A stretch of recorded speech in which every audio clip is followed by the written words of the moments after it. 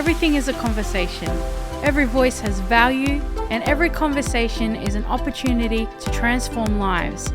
Join us on the journey to find the gold.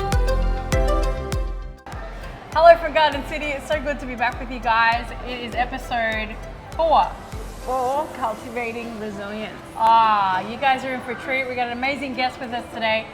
He's going to be talking about, cultivating resilience and the bounce back of the setbacks in life. And it's definitely one of those ones that hits your heart. Yeah, absolutely. Like, full disclosure, probably had to stop recording because I had a moment. So anyways, I love that. But since we saw you guys last, or you listened to us last, what have you been up to, Tish? Plenty. We are coming into the silly season where we try to jam every kind of dance rehearsal and Christmas concert and presentation. Deck the halls. And so it's been busy, but exciting times because we're just weeks away from the release of your single. I know. How Great Thou Art is out on the 10th of December, my dad's birthday, so I'm pretty pumped about that. Actually, this week, which will be this week, I'm actually recording the film clip for that, so I'm pretty excited about that. That's awesome. Get to frock up. And we've been a little bit busy as well because we have got our apparel. Come on, our apparel's out, our merch is out. Yes. You guys have been asking for it and we have delivered. Already people are buying our merch and loving it, so check us out on hellofromus.com. It's the apparel, a link to our apparel, all sorts of things that will be awesome, and for kids, for toddlers, babies, everybody. So it's for everyone. And if you're wearing one of our shirts or something, take a photo and take us in it, like a bit like Where's Wally? We'd love to see where you're wearing our apparel, so that'd be awesome. Hey, and thanks so much for all the love. You guys have been sharing the potty and really blessing us with feedback and also for all the coffees, for all the coffee love. Yes, thank you. Thank you for all the coffee, or in your case, tea love. Yeah. We're so grateful for that. But hey, without further ado, let's get into our episode 4. It's going to be and at the end, we've got a great little treat for you as well. I won't give it away, but you guys will enjoy it. But let us know if you have any questions. As always, show notes will be there for you guys, and happy for you guys to reach out and have a chat with us. But let's do it. Welcome to episode 4. We're so glad you're tuning in and you're back here with us. We have a fantastic episode for you coming up.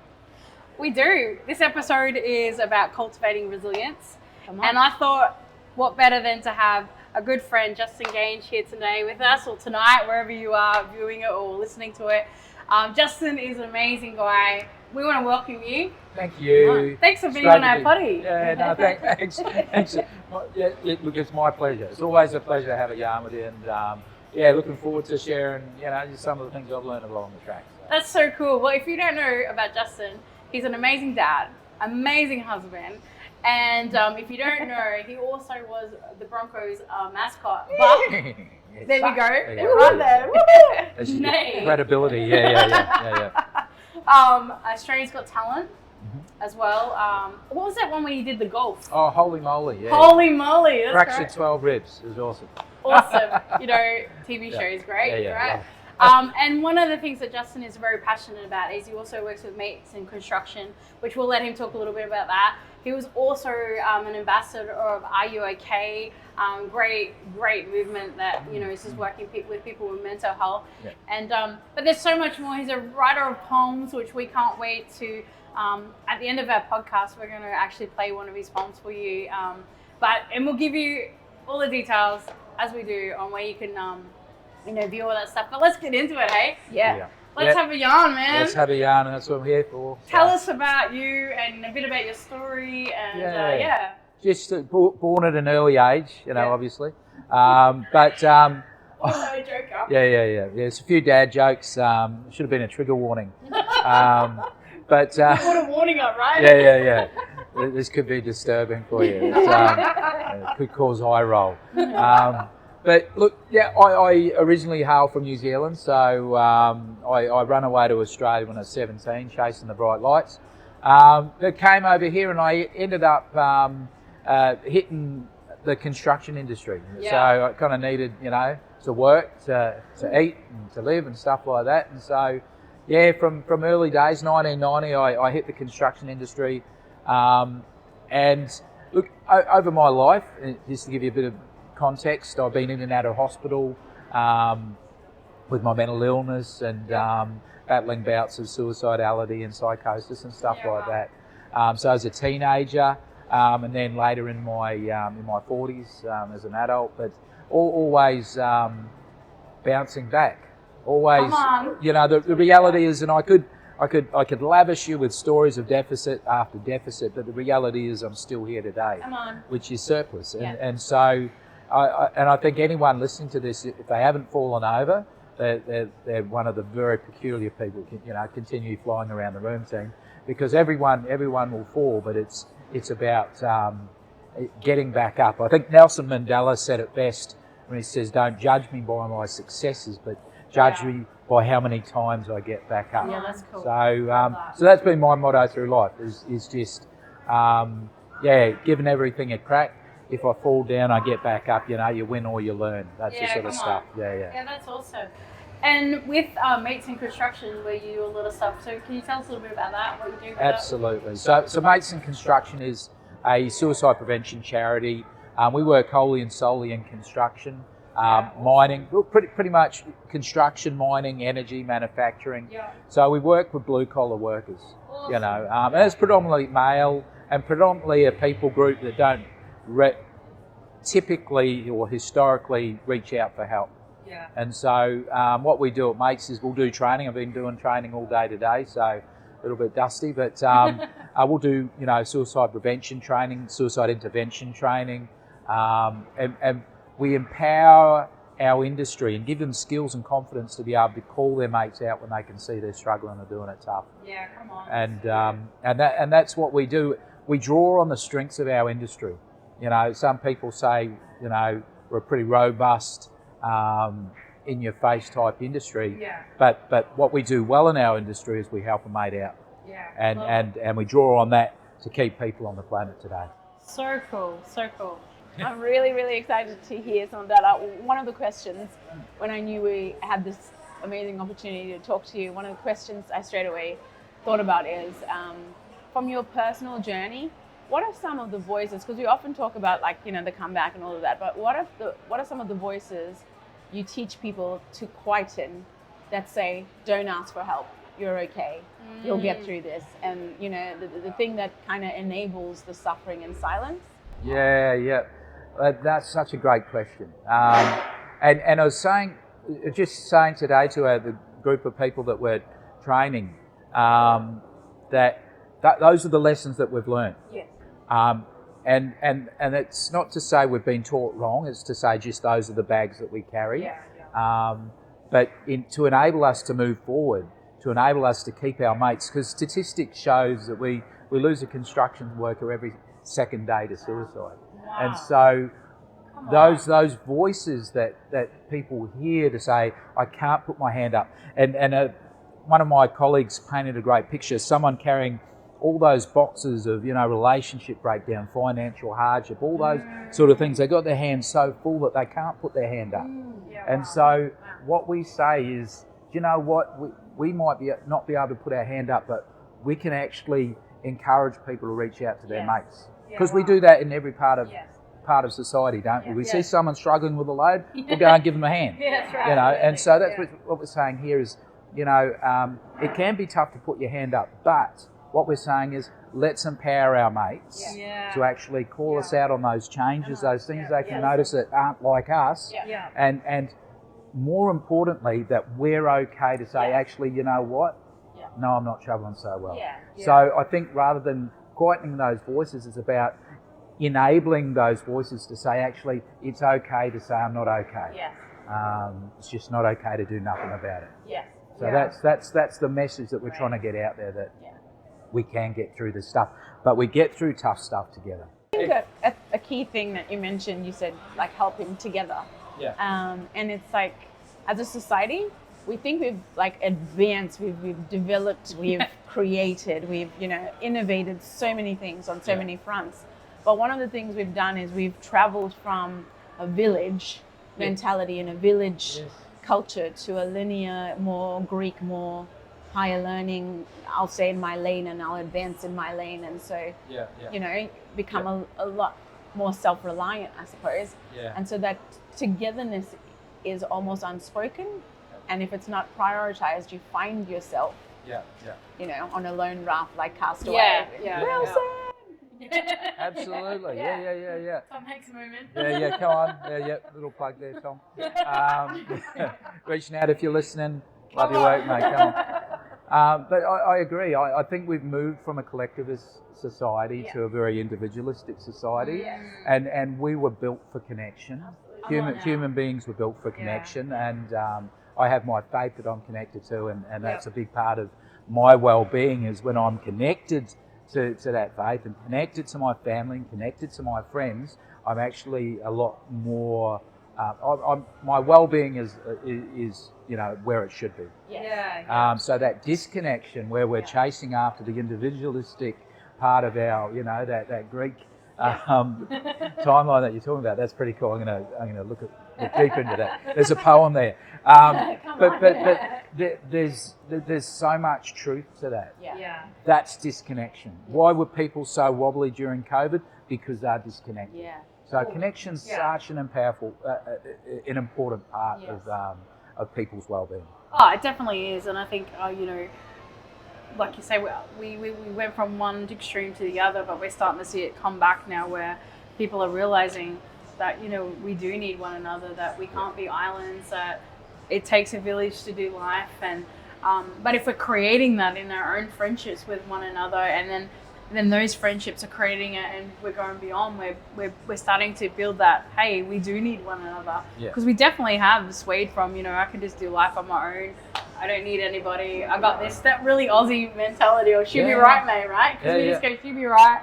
But reality is actually sometimes it's not right. And we need that connection with one another. And our last podcast we talked about connection and just the importance of that we need to be connected. And we even talked about how, you know, we've gone from, you know, this old school of writing letters through to now it's like we're just sending an emoji to give an expression, but yet the person on the other end, however they're receiving that or how they're feeling at the moment, may not be even how you've expressed it. But that's so that's so cool. If you were to talk about some of the like some of the key pivotal moments in your life of where you just were like, okay, this is what I need. Like, what are some of the pivotal things that have helped you get through? And who still, you know, we also continue to work through. Oh, look, every day's a school day in my book, you know. Every day's a Monday, right? 100%. So I think for me, it's been those moments where through disconnection, life can take you down some pretty dark paths, and for me, I've experienced in that, you know, trying to have kids and could have kids, so there was IVF involved and all of that sort of stuff, and seeing someone you love struggling and doing it tough, you know, all of that weighs heavy, and you don't expect it in life. You expect all things to go your way. The reality is that's pretty, you know, pretty naive way to look at life, because it's from those tough times, it's from the moments where you're not winning that you actually learn the most. And so for me, those moments of when I hit rock bottom, you know, through the suicide attempts, through the mental illness diagnosis that I got, through all of those things, and they've all got different timelines as to how I rebounded. But all of them are an incredible tapestry that have been woven together to enable me to do what I do today. Come on. So if I hadn't have gone through those dark moments as a teenager, as a, you know, someone wanting a kid, you know, wanting kids, as someone struggling with their own mental health, if I hadn't gone through that, then I wouldn't be able to help the people and empower people that I did today, like sitting in a room with these big, robust construction workers today, in tears with them all, as we talk about vulnerability, as we talk about looking out for our mates, and just, you know, experience. Empathy is born from experience. And so I do what I do today because of the ability to rebound from those dark moments. And And I would, I look back and I wish I hadn't gone through all of that sort of stuff. But the dark stuff in my life is now used as gold in the work that I do today. And I couldn't have orchestrated that. I couldn't have planned it. And I certainly, anyone that is struggling today, it's hard to see the gold when you're deep in that pit. So I want to encourage you and empower you that it does get better. Yeah. And that the challenges that you face today can be like fertilizer to someone's life later on down the track. And so, it's been, swings and roundabouts. Bipolar type 2 is what I'm diagnosed with. It doesn't define who I am, but it certainly makes up a part of me and what I do. And those corrugations of living with bipolar, it's a gift of, deficit and surplus, but the surplus far outweighs any sort of deficit that I've had in my life. Wow.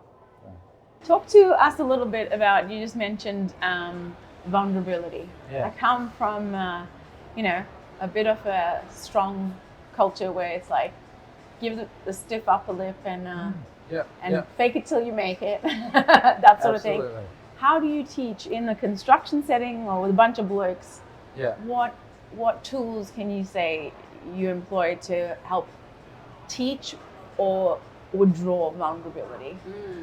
And I think vulnerability is such a powerful word. If I could relate it to construction, that sort of resonates even more is that authenticity. Yeah. So vulnerability is the same, in my opinion, to authenticity. Yeah. And construction workers or anyone in blue collar workers really wear authenticity like a badge. Yes. You talk about, our agricultural, people from the agricultural industry, farmers that are third or fourth generations and, battling, I remember going into some rural and regional communities in Western Queensland, and we would never go in and start talking to them about resilience because they've heard resilience up the they've heard that. Yeah. The reality is they are. But they don't need to be reminded of it. They are so resilient that it's ridiculous. Yeah. But you empower them to say, hey, your authenticity is how you keep your neighbour alive. Your authenticity is how you keep your kids with their chins up through droughts and through fires and through floods and stuff like that. So I think in terms of teaching the construction industry, that same principle around, vulnerability, let's just flip that a little and just say this is about authenticity. People will, in our industry, we have people that will come to a mate because they trust them. So it's authenticity and vulnerability is all based around trust. Yeah. And it's that trust that enables people to accept help when they need it most. And so for me, what we're doing, it's not about so much teaching them, it's reminding them, empowering them that, hey, you've got this. This is what you do. These are our strengths. This is what we do well. We are authentic. We're authentic about that being wrong. We're authentic about that. Those robust, authentic conversations are what is keeping people alive. And so it's more about that empowering that, hey, you got this. Yes. You've been doing this for ages. We're just reframing how you look at some of these words, but more importantly, how you look at how you help people. Yeah. And so, for me, it's quite a privilege to be able to sit in that space with people that have got so many skills, and all you're doing is taking away the dust and saying, hey, that's it there. Instead of boxing them in. Yeah, absolutely. This whole box of this is what you should be, shouldn't be, but allowing them to express their authentic self. And they've probably got the skills more than they even realize, but it's just that, bringing that out. Like you said, uncovering that dust. The dirt out west, isn't it? Come on, mate. Red dirt, baby. The red dirt. That's it. That's so cool. It's so good. Do you mind if we ask you some questions about go. how, about resilience and some tips for our listeners that, that could identify with what you've gone through as well as other mental health issues and even tips on how you've seen your family Because sometimes as the person that's living with the person with mental health, like I have a sister that has mental health, and it's hard sometimes. And sometimes you don't know what do I do, what don't I do. Learning triggers, and everyone says different triggers, but it's like it's hard sometimes. It's hard on the person, and it's hard on the family as well. And so we're just gonna ask you some questions, and because I think I love the way that you just are authentic and you're real, and I think that's important in all that we do, is that we are real and we have the authenticity. All right, so one of the things you mentioned earlier is that your diagnosis doesn't define you. And I love that.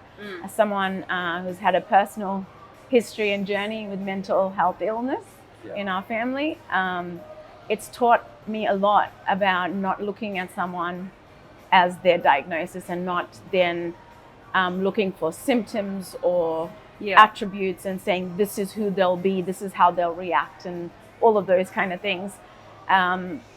So as someone who has a mental health diagnosis, and people who are working with someone who has a mental health diagnosis, what did you tell yourself to remind yourself you're not your diagnosis? You're a person, you're Justin, and you have so much more to give. Great question. Fantastic question. I think for me, the initial diagnosis, so I was treated for manic depression as a teenager. I wasn't diagnosed then, yet they gave me all the treatments for the manic depression back in the day is the modern day bipolar. So, but when I finally was diagnosed in my 40s, it was almost like a relief. Like there were moments in my life that were questionable, the psychotic episodes, all those sort of things. So that initial relief was that, okay, that gives me some explanation. Probably not all the explanation I was hoping for. But I began to wear that as a badge. I began to wear that as, okay, well, this is just who I am, and that became it began to rule my life in terms of that's Justin bipolar type 2. And then a little bit of space, a bit of age, a bit of wisdom, whatever you want to call it, is I've come to the realisation that that only just makes up a small part of who I am. So sometimes I make poor choices. Sometimes that doesn't necessarily mean that it's as a result of having a mental illness diagnosis or whatever. It's just the case of humanity. We make some good choices, we make some poor choices, and we try and tell our kids, make good choices, kids. But sometimes you don't. So for me, it was around, I wrestled for many years as to, was that bipolar or was that just a bad choice? And it doesn't really matter, because either way, I've learned some lessons from the results or the consequences of some of my actions. And so I think only maturity has taken me through that. And it's like we talk, some young people are still on the milk and others are on the steak, I think as we grow into those spaces, and I work with a lot of advocacy groups, and it's really interesting because advocacy doesn't change in terms of mental health lived experience. You've got a lot of the older people that have been in advocacy for some time who have actually matured and actually can, and then you've got all the young people that have just got a fresh diagnosis and they're passionate and all that sort of stuff, and everything's all about mental illness. And so for me and where I am on that continuum is I've learned that, okay, it doesn't necessarily mean, I grab it and I accept it and I take it. I'm not ashamed of having a mental illness. I'm beyond all of that stuff. I accept that there are things that are associated with my mental illness and some of those choices, but not everything. And so in terms of answering your question, I think for me it's about acceptance, and then just, worrying about something that I can't control is, cognitive behavioural therapy says control what you can control and let the rest go. So that stuff that I can't control, I've just got to go, well, look, that's that. I have a mental illness. I'm living life to the full. trying to be a good dad, a good husband. Yeah. You know, all of those sort of things is the general humanity line for me. And so, although I've experienced some really tough stuff in association with my mental illness, not being defined by it has been a revelation for me to be able to continue to do what I do. Still lots of societal limitations and stuff like that by having a diagnosis, but you know, that's what our advocacy is about. It's about, you know, we rage against those societal norms and try and advocate for change. And so that's what we do. So then with all that said, and you're working through everything, did you have to like build realistic goals, like set realistic goals without putting that massive pressure on yourself to, this is what they say I am, but I know that it's only a part of who I am because I am. So did you have to set these realistic goals for yourself so you didn't put the pressure to be what I guess they say you're supposed to be? Look, I think really good question too. I think for me, goal setting has been an important part of my well-being, you know, because it's like, I talk about this in some of the training I do. When you've got to have that vision of where you want to go, you know. I think it was Covey who said, you know, begin with the end in mind. And so I'm a great believer that, you know, if you don't have a vision or an end goal, by having a goal, it helps inform the steps that you need to take to get towards that goal. And so for me, you know, when I was deep in crisis, and when my illness was so, you know, forced me into so much pain and suffering that I was going through, it was actually really hard to have a goal. You know, you couldn't see where that end goal is. It's like you're a cork floating around on the ocean, being tossed around by the wind and the waves and stuff like that when you don't have a goal. Because you couldn't formulate the steps that you needed to get towards that goal. So for me, it took a while to actually, once my brain was, you know, actively settled down. Horrible way of putting it, but so once I could get that logic there, it actually helped me form goals. And I think having goals is important. And working with a lot of people with mental illness as a peer support worker over the years, it's very hard for people in crisis to be able to identify goals. And so sometimes you need someone to help you identify what that looks like for you. And so if that's you, if you're struggling, you know, to see what a goal is, I'm not just talking about a 5-year, you know, life plan or something here. I'm talking about, you know, achievable, measurable, specific goals that you can do. For some people that I supported, their goal was just to get to their front door. So people that are so claustrophobic, so built to home. Some people wanted to lose weight, and our goal wasn't to lose 20 kilos, it was to walk around the block. And so I've learnt that goal setting, specific goal setting, is so important for your well-being. And I would work with people that would walk the block, and then next week would walk 2 blocks, and then the next week, and then you know, as a reward, you might, you know, let's go to the shops. Do you know what I mean? And so I found small, measurable, specific goals really beneficial, but having someone to help you, having someone to keep you and hold you accountable to those goals actually help you get to where you want to go. So by having like someone being accountable to, would you say then have you found it to be important to really build like a strong network of people that you are accountable to, that you can go blah to, as well as have them pull you up as well? Have you found that to be true for you? Absolutely. And the older I get, the smaller that circle becomes. And we were talking about this the other day. Honestly, and this is all around trust as well. So there's only you know, I can't throw my ocean over all those hundreds of people that, you know, are friends on Facebook. But I have a small group. Yeah, absolutely. But I have a small group that hold me accountable. Yeah, I love that. I have a small group that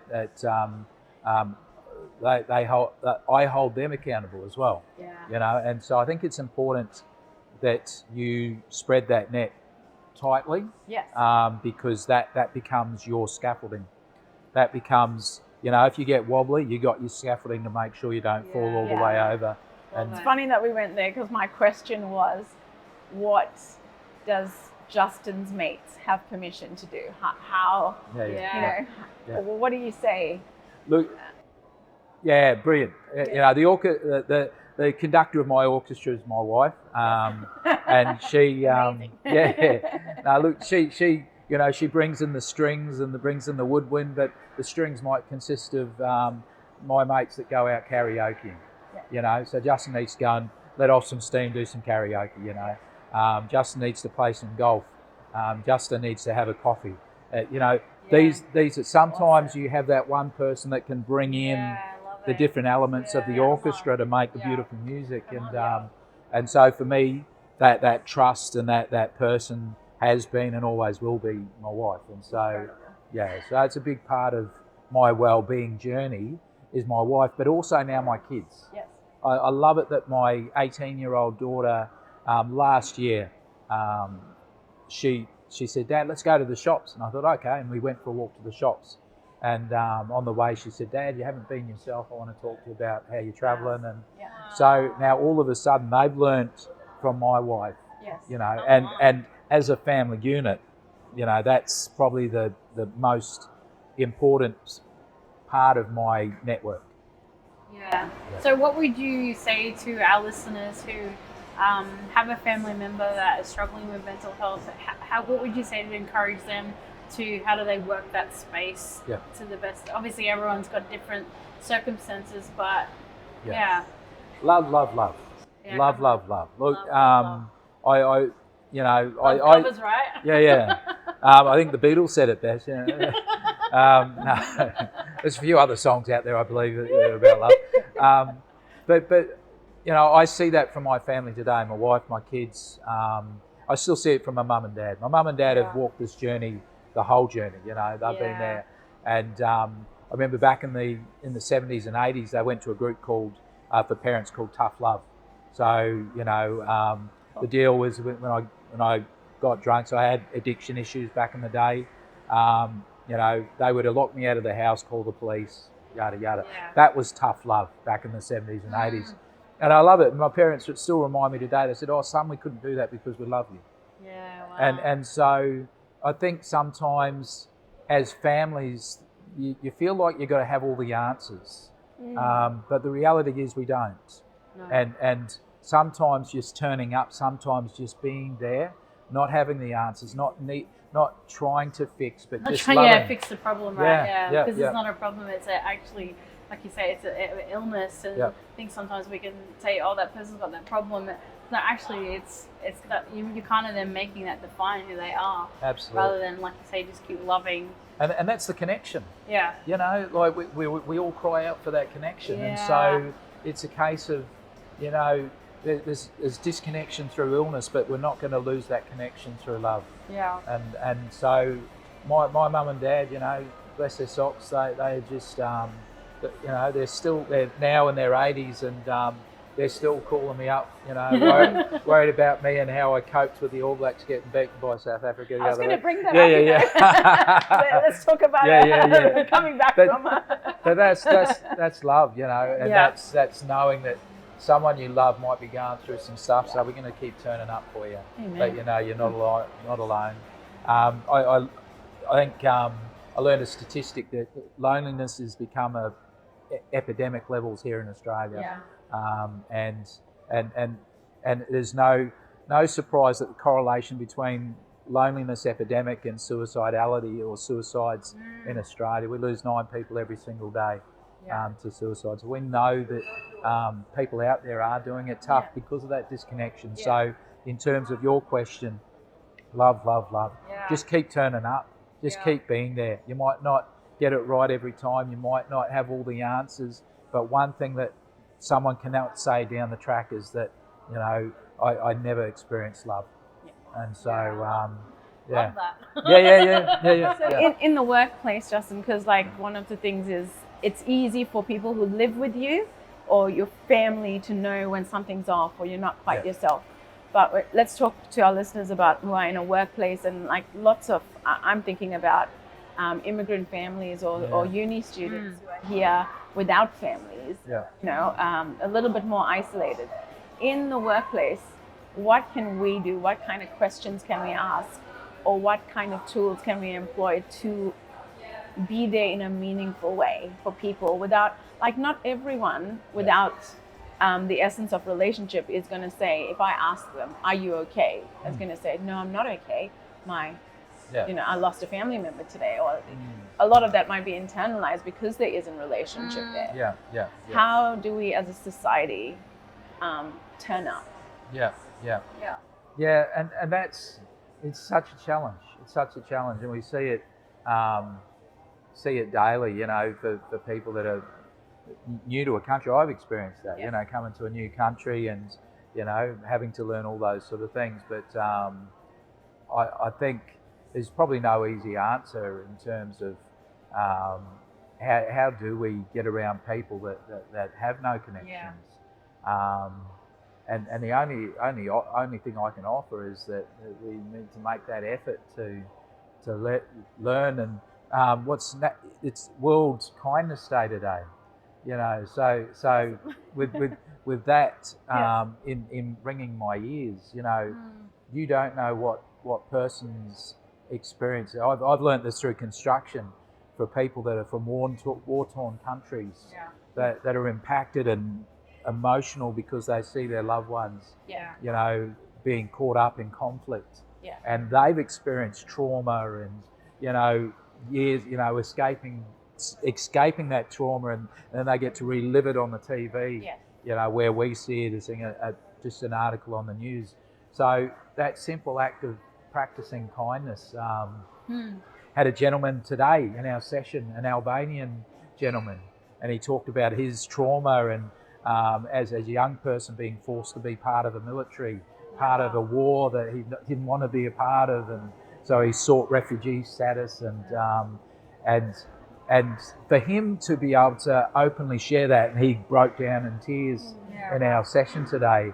And to me, it's about providing space for people to be themselves and to share their lessons and to share their lives. And my thing is, when you're transparent with your journey, it actually gives permission to other people to be transparent with their journey. And therefore, how do we reach people, you know, that are struggling for connection, is by giving them space, by giving them an opportunity, by practicing kindness, by sharing your stories so that they have permission to share theirs. So Well, Justin, it's been so good having you with us today, just sharing your heart. And obviously, you know, building resilience is an ongoing process. Like, it's a process that's ongoing. You don't get it right the first time. It's something that we keep building on. And what would be your last thoughts to our listeners? Just like one last encouragement to them. I think just keep getting back up. Keep getting back up. I've seen many people that go through rehab, you know, go through trauma, all that sort of stuff. So and the common denominator is they keep getting back up, no matter what the adversity, no matter what other people say or what circumstances might dictate, but they keep getting back up. And that is the true definition of resilience, isn't it? You know, and so keep getting back up. That's awesome. You have a book that was being released.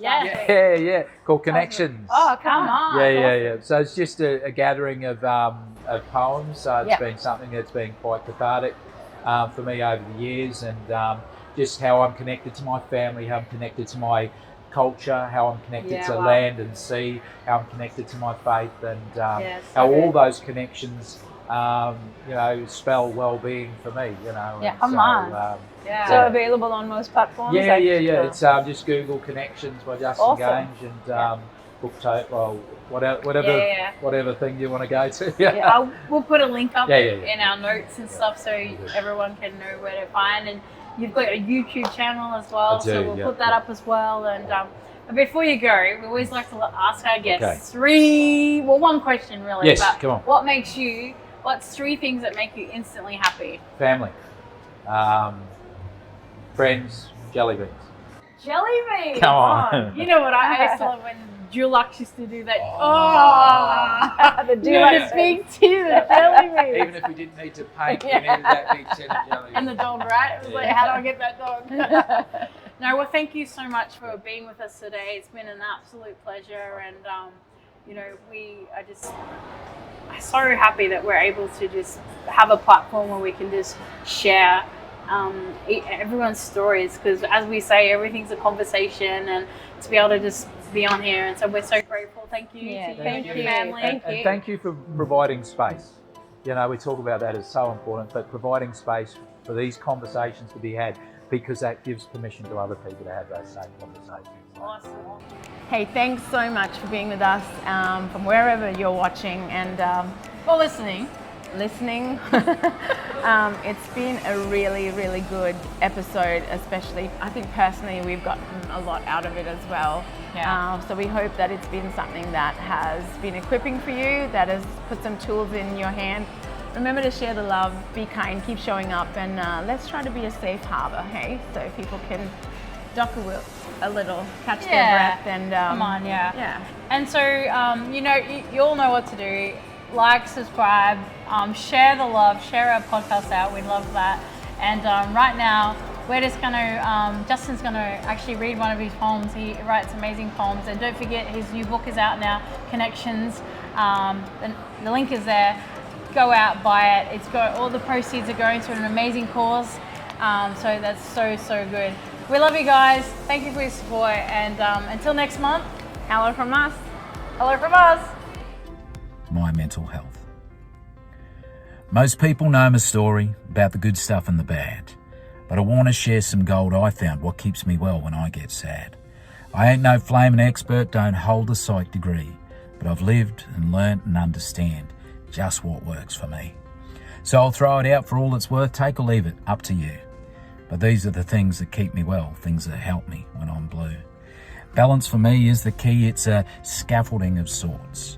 From family, meds and counselling to music, mates and sports. Picture, if you will, right now 4 buckets in a row, each labelled with an element that requires an inward flow. Bucket 1 is titled physical movement, if you will. For me, it's gardening or a walk that keeps this bucket full. Nature is an important part of filling up this cup. Cultural connection to land and sea are the only way is up. The second vessel is for the brain to keep that matter grey. I like to read and learn new skills. I even play those memory games. I have a bloke I yarn with. He's a legend and a pro. We often talk and strategise, and he keeps me on my toes. Container 3 is about connection with people in my zone. So I chill with mates I call mum and dad, or just hang with fam at home. You see, family is my number one. They make me smile and laugh. Spending time is everything when I navigate that prickly path. My mates are super important too. They're the glue that sticks around. They touch base, check in and coffee up when they know that I am down. So I give my mob permission to notice when I'm off, to take them up on offered help is no longer seen as soft. Finally, bucket number 4, it's about purpose in one's life. The things that bring you joy and peace, like soft butter to a knife. Faith and family, song and sports silence the white noise. This meditative puzzle piece is important for me to employ. So that's my list, my scaffolding, my plan when things go south. It helps when logic's out the door. It helps me with my health. It gives me the capacity to turn up when I can, and even some left over to help other people stand. So now, my friends, a challenge, what will you daily do to tip into your buckets and so you've got fuel to get you through? I urge you, take a moment to put a plan in place, a blueprint for well-being, some steps for a healthy space. Every one of us deserves the best version of ourselves. Consider action to these thoughts. Ponder hard about your health, because you never dig a well when your thirst is walking out the gate.